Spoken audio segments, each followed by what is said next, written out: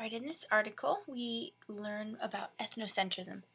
And within ethnocentrism, we see that coordination, what we talked about before, is achieved by enacting patterns well known to all participants. We know that this is how coordination comes about.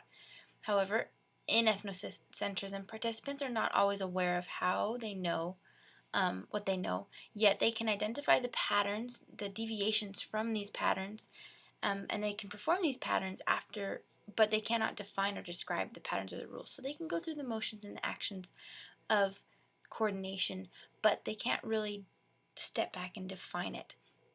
So these explicit and formal patterns of communication and coordination are more likely to be written down and known across the larger population, very formal things that we know for sure. But there are those implicit, implied, or informal coordination techniques that usually aren't written down, and participants are not capable of articulating these rules. And these are all elements that we see within this ethnocentric form of communication. We encounter coherence again under this ethnocentric umbrella, and this is achieved by the expression and reconstruction of resources. So ethnocentric communication in these stories have distinct differences between us and them. In ethnocentric communication, we often find ourselves interacting with those outside of our self-defined groups.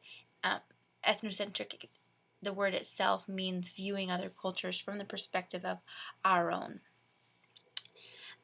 And then thirdly, mystery is achieved in ethnocentric communication through the harnessing of the most potent content we encounter, the strongest, the most viable, visible in the story, and wherein coherence and coordination are achieved.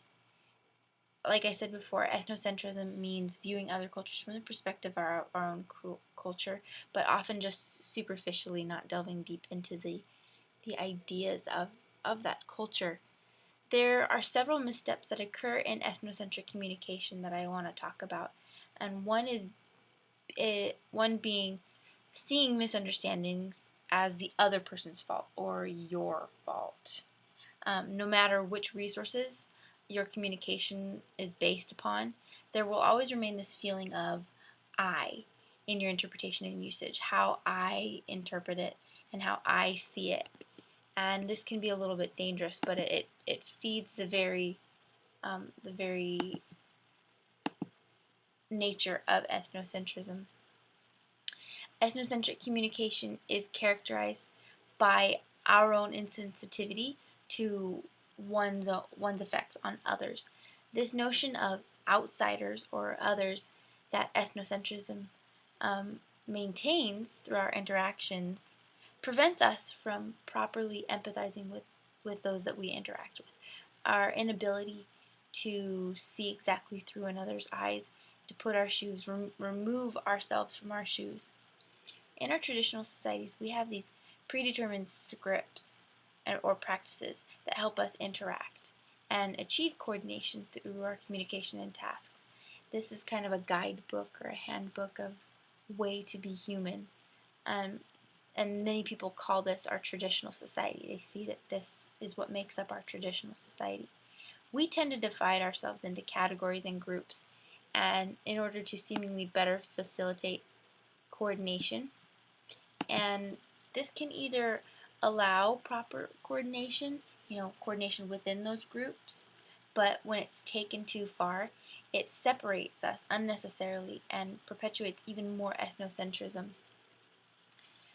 But like we see, ethnocentrism in practice has the ability to achieve all three elements: coherence, coordination, and mystery.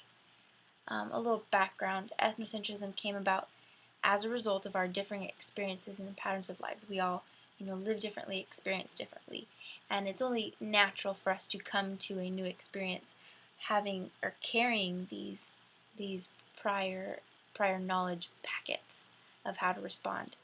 So, and it's also only natural that our responses to this new thing may differ, and we end up reacting to something in our native way, the way that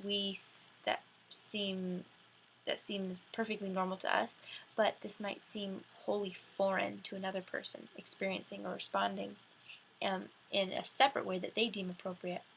So within this, we are all forced to develop this kind of multifaceted, multi-perspective way of responding to the facts of life in the societies that we live in. Ethnocentric communication, although it can be potentially harmful in some scenarios, has also given particular patterns of resources and practices time and ability to continue on in our complex world of communication. So, all in all, in the experiences that we face, we will come at them from different perspectives, and it's up to us whether or not we approach them in an ethnocentric, small, focused, blinded view of of where we come from and then the ideas and ideals that we uphold, or if we are able to embrace those of another.